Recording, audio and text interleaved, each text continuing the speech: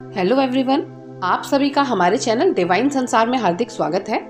आज हम बताएंगे वट सावित्री व्रत कथा और उसके महत्व के बारे में। अगर आपको हमारी ये वीडियो पसंद आई हो तो वीडियो को लाइक, शेयर, कमेंट करें। अगर चैनल पर नए हैं तो सब्सक्राइब करें और बेल आइकन को भी दबाना ना भूलें। सबसे पहले बात करेंगे इसके महत्व के बारे में। हिंदू पंचांग के अनुसार ज्येष्ठ माह की अमावस्या तिथि को वट सावित्री व्रत पड़ता है। इस दिन सुहागन महिलाएं पति की लंबी आयु और अच्छे स्वास्थ्य के लिए बरगद के पेड़ की पूजा करती हैं।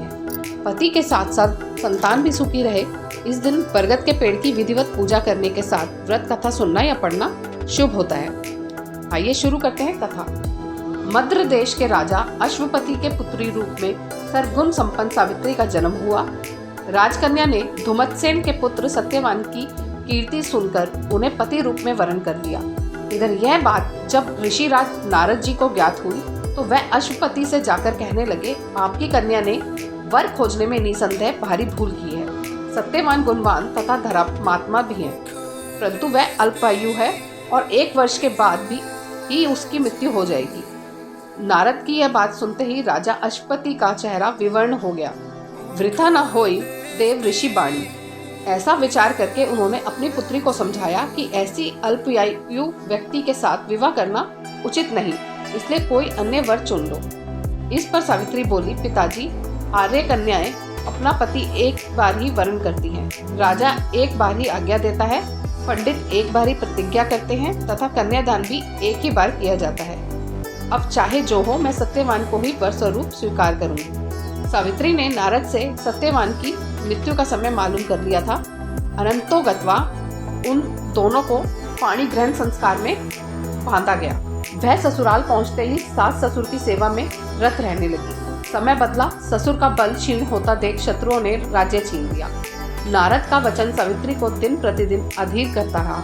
उसने जब जाना कि पति की मृत्यु का दिन नजदीक आ गया है, तब 3 दिन पूर्व से ही उपवास शुरू कर दिया। नारद द्वारा कथित निश्चित तिथि पर पितरों का पूजन किया। नित्य की भांति उस दिन भी सत्यवान अपने समय पर लकड़ी काटने के लिए जब चला तो सावित्री भी सास ससुर की आज्ञा से चलने को तैयार हो गई। सत्यवान वन में पहुंचकर लकड़ी काटने के लिए एक वृक्ष पर चढ़ गया। वृक्ष पर चढ़ते ही सत्यवान के सिर में असहनीय पीड़ा होने लगी। वह व्याकुल हो गया और वृक्ष के ऊपर से नीचे उतर आया।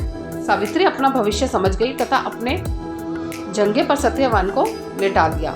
उसी समय दक्षिणा दिशा से अत्यंत प्रभावशाली महिषारूढ़ यमराज को आते देखा। धर्मराज सत्यवान के जीव को जब लेकर चल दिए तो सावित्री उनके पीछे चल दी। पहले तो यमराज ने उस देवी विधान सुनाया, परंतु उसकी निष्ठा देखकर वर मांगने को कहा। सावित्री बोली, मेरे सास ससुर वनवासी तथा अंधे हैं, उन्हें आप दिव्य ज्योति प्रदान करें। यमराज ने कहा, ऐसा ही होगा, अब लौट जाओ। यमराज की बात को सुनकर उसने कहा, भगवान, मुझे अपने पति देव के पीछे पीछे चलने में कोई परेशानी नहीं, पति अनुगमन मेरा कर्तव्य है। यह सुनकर उन्होंने फिर वर मांगने को कहा। सावित्री बोली, हमारे सास ससुर धुमत्सेन का राज्य छिन गया, उसे वह पुनः प्राप्त कर ले तथा धर्म पर्याण हो। यमराज ने यह वर भी देकर लौट जाने को कहा, परंतु उसने पीछा न छोड़ा। अंत में यमराज को सत्यवान का प्राण छोड़ना पड़ा तथा सौभाग्यवती को 100 पुत्र होने का वरदान भी देना पड़ा। सावित्री को यह वरदान देकर धर्मराज अंतर्ध्यान हो गए। इस प्रकार सावित्री उस वट वृक्ष के नीचे आई जहाँ पति का मित्र शरीर पड़ा था। ईश्वर की अनुकंपा से उनमें जीवन संचार हुआ तथा सत्यवान उठकर बैठ गए। दोनों हर्ष से प्रेमालिंगन करके राजधानी की ओर गए तथा माता पिता को भी दिव्य ज्योति वाला पाया। इस प्रकार सावित्री सत्यवान चिरकाल तक राज्य सुख भोगते रहे। आज के लिए इतना ही। कथा समाप्त। धन्यवाद।